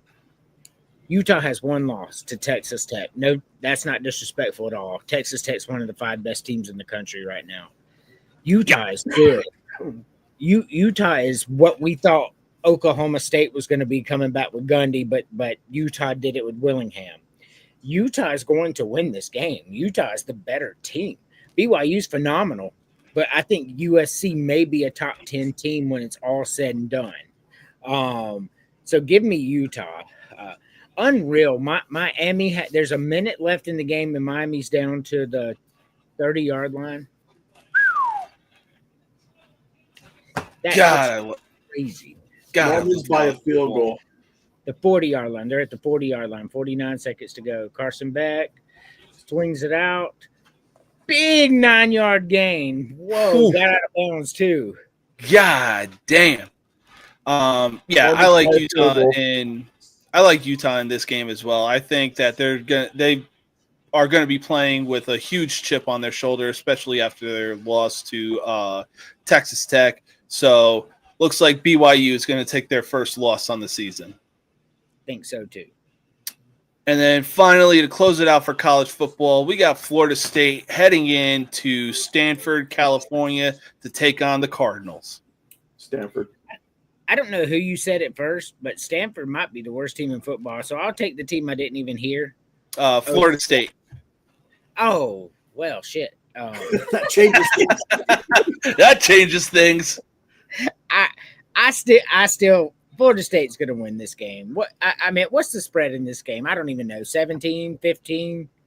Hang on. I actually closed it up. Let's see. I'm trying to Florida State is favored by 18.5. Yeah, that's what I thought. Stanford might be the worst team in football. Give me Florida State. Yeah, I'm taking Florida State in this game. I'll go crazy talk. I'm going to say Stanford with the upset because Florida's not going to be used to the low humidity levels. Ooh, that's true. Man, that is true. Stanford could beat Hawaii, bro, but okay. Hey, Hawaii's 5-1, aren't they? Shout out to Hawaii. Hell yeah, guys. But yeah, let's move on to some NFL games for Sunday. First up, we got the LA Rams heading into London, England to visit and play the Jacksonville Jaguars.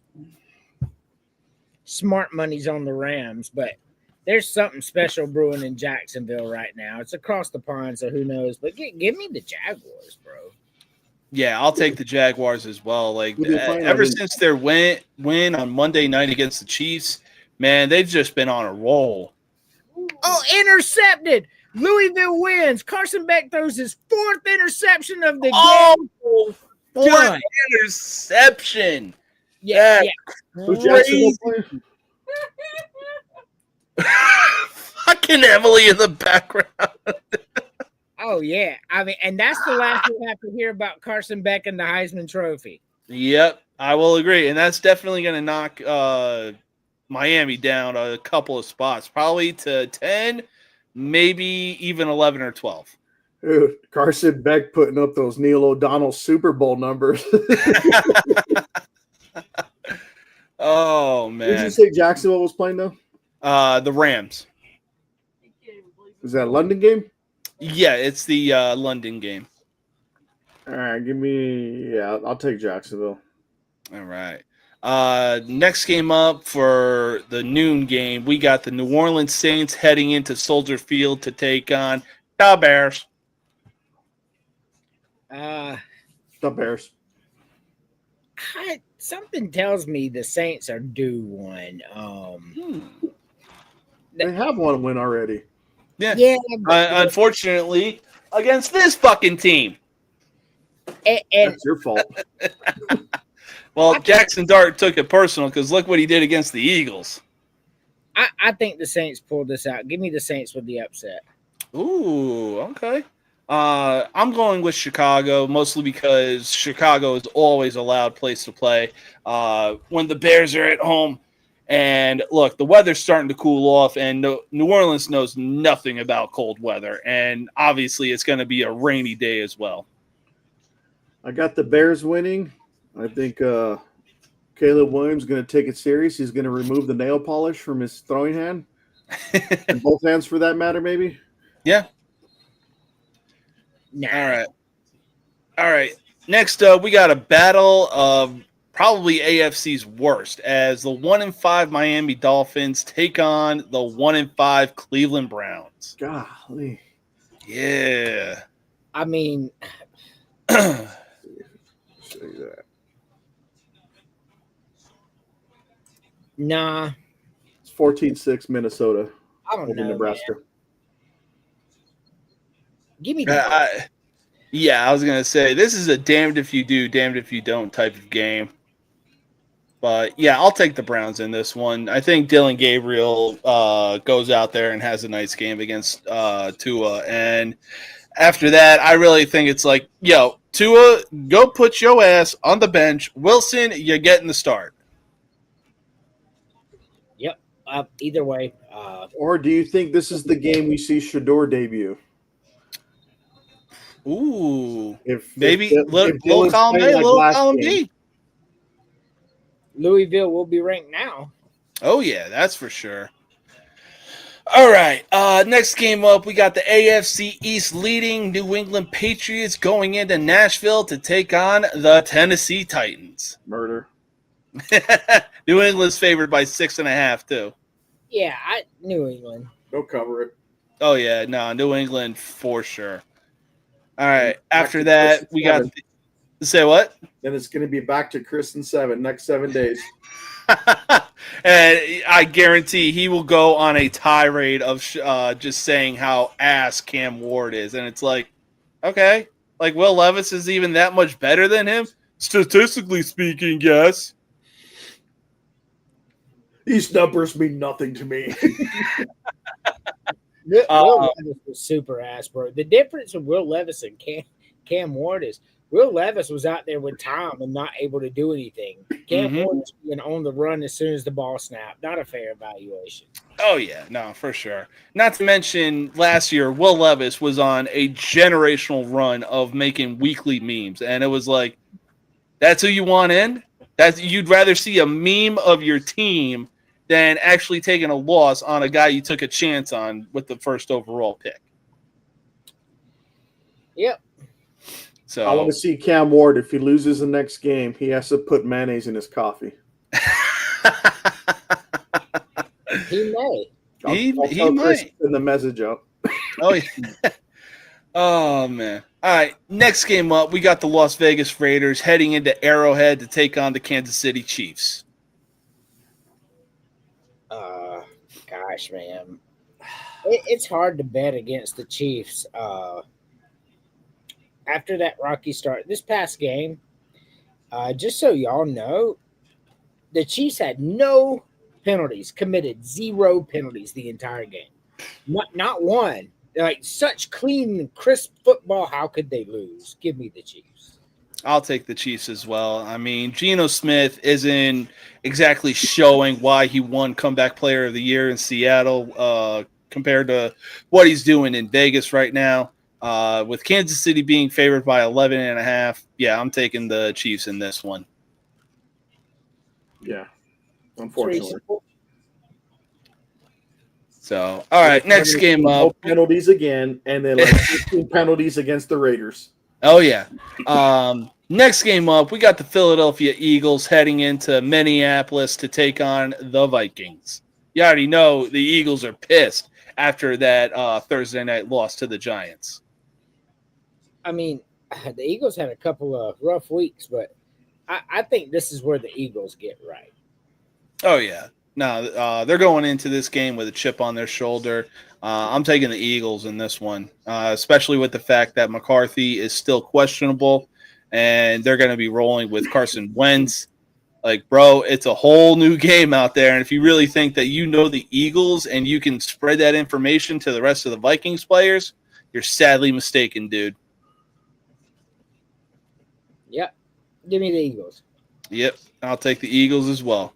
Take the medicine.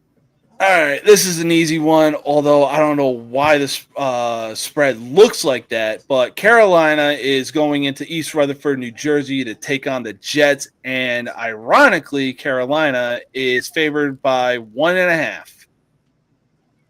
Yeah, Carolina got a decent little football team up there. So, give me Carolina. Yeah, I'll take Carolina too. Sorry, Jets, your winless season continues. Yep. So, especially with Chuba Hubbard and Daldo going to be splitting the load. Oh, for sure. Dowdle has just been like, where did you come from, dude? My God. He was a Gamecock. You know that, right? Really? Wow. Yeah, Rico Dowdle went to South Carolina. Nice. All 4 years, or was he a transfer at all? Nope, all 4 years. Good for him. Next up, we got the New York Giants going into Mile High to take on the Denver Broncos. Man, the Broncos are good. Little Jekyll and Hyde, but they're better than the Giants, especially at home. Give me the Broncos. Yeah, I'll take. Go ahead. I will. This will be my upset of the week right here. Ooh, okay. I'm going to see that momentum continuing with Jackson Dart and Cam runs into a wall Scatabo. Yeah, I'll take the momentum the Giants are on with Jackson Dart and Cam. CTE has Scatabo. So that'll be a good game, especially with one of the Broncos defensive players taking to social media talking shit about both guys. And it's like, dude, don't give any fuel to guys like this. All right. So next up, we got the Indianapolis Colts going into SoFi Stadium to take on the LA Chargers. It's in LA. Give me the Chargers. Yeah, I'll take the Chargers as well. What Daniel Jones is doing is good, but yeah. Yeah, the Chargers are taking this one. All right. Next up, honestly, a very underrated NFC East rivalry as the Washington Redskins head into AT&T Stadium to take on the Dallas Cowboys. Bro, Washington. the Cowboys are the damn worst, best team I've ever seen. Like, they're always the worst, best team that we ever see. Like, what are they doing? Out there seeing what they could do and taking losses. This is all Jerry Jones is doing. Like, he'll just go out on every Dallas radio station known to man, just hyping up his team, and the only thing he cares about is bringing in money. I mean, we already saw that with the Micah Parsons trade. So I'm taking the Redskins in this one. If you look at the walls in Dallas, they kind of have a sign, kind of like what Notre Dame has, play like a champion today. Mm-hmm. Well, Dallas says anything above mediocrity will not be tolerated. It's so stupid. That is beyond stupid. Oh, my God, dude. Give me Washington. Yeah, I'm taking Washington in this one as well. All right, next game up, we got the Packers heading into Glendale to take on the Arizona Cardinals. Man, Cardinals are ass. Give me the Packers. Yeah, I'll take the Packers as well. Packers. All right, and then Sunday night, we got the Atlanta Falcons heading into Santa Clara to take on the 49ers. Man, the Falcons are on a good run. Brock Purdy is out. They just said he will not play. Atlanta's defense is doing. I want to pick Atlanta. Like, I really do. But I'm watching the 49ers this year, and they're really good. So give me the 49ers. I mean, it's hard to pick them with the injury bug biting them. Their defensive player is out with an ACL. Fred Warner just went down. I believe Jawan Jennings is out. I mean, there's so many people down for the 49ers. So, you know what? If you won't pick the Falcons, I'll pick them in an upset. I'll take it. I'll agree with James on that one. I think with Warner being out, it's too many injuries. It's going to be too much to overcome. I got Atlanta going in there and upsetting the Niners. Oh, yeah. All right, next. Oh, go ahead. No, I said I'd love to see it. Oh, yeah. I'd love to see it, too. I don't want to see it. All right, next up, this might very well be a shootout type of game for the first Monday Night Football game come Monday as the Tampa Bay Buccaneers go into Detroit to take on the Lions. I'll say I'll make it real quick. I don't know how this one's going to go, to be honest with you, because of who's going to be out on the Buccaneers sidelines, as far as especially the receivers, and I'm not sure how long Bucky Irvin's going to be out. And you're playing against Detroit, who's, I mean, hadn't had the season we were hoping for yet. I mean, I know but it's in Detroit. They haven't had too many injuries, as far as I know. And you still got Jahmyr Gibbs and who's the other guy? Oh, David Montgomery. Yeah. And I don't see Tampa really slowing down both of those two. Yeah. I mean, they got a solid defense, but, I mean, offensively, like, Detroit is just firing on all cylinders. I'm going with Detroit, man. Look, Detroit's pissed off. They just lost to the Chiefs in a Chiefs perfect game. Couldn't commit one penalty. They're really mad. The Lions are a really good football team. Give me the Lions by maybe 4. 21-17. Yeah, I'll take the Lions in this one. Let's see here. The over-under is 52.5. I could see that happening, but really can't. So, but either way, I'm going with the Lions in this one. But I still think Baker plays some really good, smart, smash mouth football. And yeah, I think it's going to go under. Yeah, I could see under. Yeah. All right. And then finally, we got the Houston Texans going into Seattle to take on the Seahawks. Seattle, yeah. I mean, they're one of the loudest stadiums in the NFL, so I'll take them in that one. Yeah, give me Seattle. I think Seattle's good. I hope Seattle wears the 90s, the blue and silver combo. Ooh, that would be a good. Better than their new ones. Oh yeah, that would be a good look for them for a Monday night game. They should bring it back, make it permanent. Oh yeah, no, same thing with the Bucks. Like when those two guys were facing off, and it was the retro Bucks uniforms and the retro Seahawks uniforms. It was like, yo, this got to be a thing. So, I was looking towards the sand, see if there's going to be any starter jackets being worn. Oh yeah. But hey guys, thanks for coming on, being here. Hope y'all have an awesome weekend and enjoy the rest of your night. Can't wait for college football tomorrow. It's going to be a lot of fun. Yep. I get off at 5 tomorrow, which means I will be home by 6 watching as much football as I could take in. Hell yeah, dude. All right. Take care now. Hey, take it easy, man. All right, so that wraps up yet another episode of the most uncut, unfiltered, and uncensored sports talk show. Like I said in the beginning of the show, don't forget to click the link in the description of this video. Be sure to click the tab that says truevictory.com. Use code NoMercySports15 for 15% off. And if you're trying to get back into working out, don't be afraid to use these at-home workouts. They work. They really kick your ass, being Beachbody. And be sure to use code JamesKBODI for 15% off your entire purchase. Now, as I said before, it's Friday. I hope everyone is out there having fun, staying safe, knowing their limits. But as always, don't add to the population. Don't subtract from the population. Don't end up in the hospital dead or in jail. If you end up in jail, call somebody whose phone number you have memorized.